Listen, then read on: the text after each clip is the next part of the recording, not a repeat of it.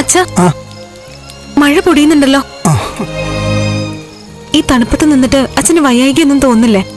നീ തൊട്ടടുത്തില്ലേ, നിന്റെ വീടിന്റെ പടിക്കലല്ലേ ഞാൻ നിൽക്കുന്നത്. അതിന്റെ ഒരു സന്തോഷമേ എനിക്കുള്ളൂ. അച്ഛന് എനിക്ക് വിഷമം തോന്നണ്ടെന്ന് കരുതി പറയുന്നതാണെന്ന് എനിക്കറിയാം. അച്ഛൻ വന്നേ, എപ്പോഴും ഇവിടെ ഇങ്ങനെ നോക്കി നിൽക്കേണ്ട കാര്യമൊന്നുമില്ല. അത് സാരമില്ല മോളെ. വാ അച്ഛാ, അവിടെ അകത്ത് കയറിയിരിക്കാം. വേണ്ട മോളെ, പ്രഭാവതി എങ്ങും കണ്ട. വാ, വേണ്ട മോളെ, പ്രഭാവതി കണ്ട കുഴപ്പം.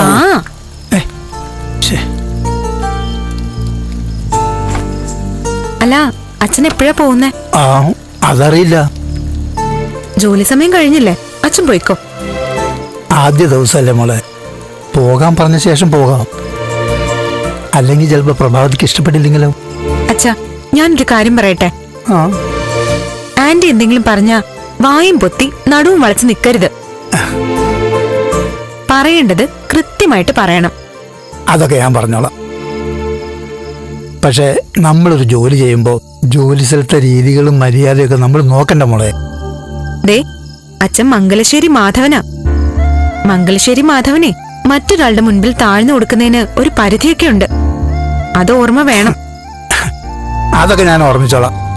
എന്താ ഇത്? ഗേറ്റിൽ നിൽക്കേണ്ട ആളെ പിടിച്ചു നിർത്തി കുടുംബകാര്യങ്ങള് സംസാരിക്കാൻ കണ്ട സ്ഥലം കൊള്ളാലോ. ഞാനും പറഞ്ഞതാ ആന്റി, ഇവിടെ നിന്ന് സംസാരിക്കുന്ന എന്തിനാ? അച്ഛൻ ഈ വീട്ടിലെ തന്നെ ആളല്ലേ, അകത്തിരുന്ന് സംസാരിക്കാന്ന്. പക്ഷേ അച്ഛൻ ഗേറ്റ് വിട്ട് വരണ്ടേ? ആന്റി ഒന്ന് പറഞ്ഞു കൊടുത്തേ. ആന്റി നിർബന്ധിച്ചാ അച്ഛൻ അകത്ത് വന്നിരിക്കും. എന്താടി ഇത്? അച്ഛനും മോളും ചേർന്ന് ആളെ കളിയാക്കാണോ? അയ്യോ, ഞാൻ കളിയാക്കിയതല്ല ആന്റി. നീ എന്റെ മുഖത്ത് നോക്കി ഈ രീതിയിൽ ഒന്നുകൂടെ പറഞ്ഞു നോക്ക്. പറഞ്ഞു നോക്കണേ. മാഡം,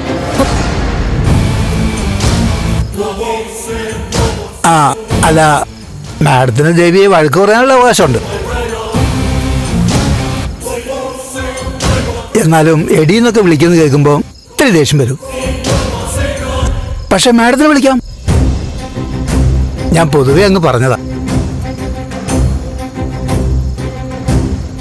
ഇതുപോലെ എൻ്റെ ഒരു ബന്ധു ഇവളെ എടീന്ന് വിളിച്ചു. കൊടുത്തു ഞാൻ അവളുടെ ചെയ്യടത്തരണം. 2 പല്ല് താഴെ കടന്നു. പക്ഷെ മാഡത്തിന് വിളിക്കാട്ടോ, മാഡത്തിന് അതിനുള്ള അവകാശമുണ്ട്. അച്ഛാ പ്ലീസ്. അച്ഛൻ ആന്റിയോട് പഴയ കാര്യങ്ങൾ പറഞ്ഞ് വിഷമിപ്പിക്കരുത്. അച്ഛനിപ്പോഴും ആരെയും തല്ലാനും ആരോടും വഴക്കുണ്ടാക്കാനും മടിയുണ്ടാവില്ല. പക്ഷെ ഇതെന്റെ ഭർത്താവിന്റെ വീടാ. ഇവിടെ ഒരാളോട് സംസാരിക്കുമ്പോ അച്ഛൻ എന്റെ അച്ഛനായി മാത്രം സംസാരിച്ചാ മതി. രണ്ടും കൂടി ചേർന്ന് മനഃപൂർവ്വം എന്നെ വിരട്ടുകയാണല്ലോ. എന്തായാലും ഇതിനിപ്പോ തിരിച്ചു കൊടുക്കാൻ പോണ്ട. മാഡം, ഒരു സംശയം. എന്താ? ഞാൻ എത്ര മണി വരെ ഇവിടെ നിൽക്കണം? രാത്രി 12 മണി വരെയാ ഡ്യൂട്ടി. 12 മണിയോ?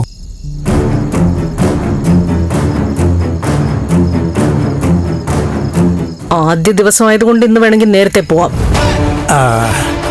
പക്ഷേ എന്നും ഇത് അനുവദിക്കാൻ പറ്റില്ല. അങ്ങനെ മതി മാഡം. പക്ഷെ ജോലി സമയത്തെ സംബന്ധിച്ച് ഒരു വ്യവസ്ഥ ഉണ്ടാവണ്ടേ ആന്റി?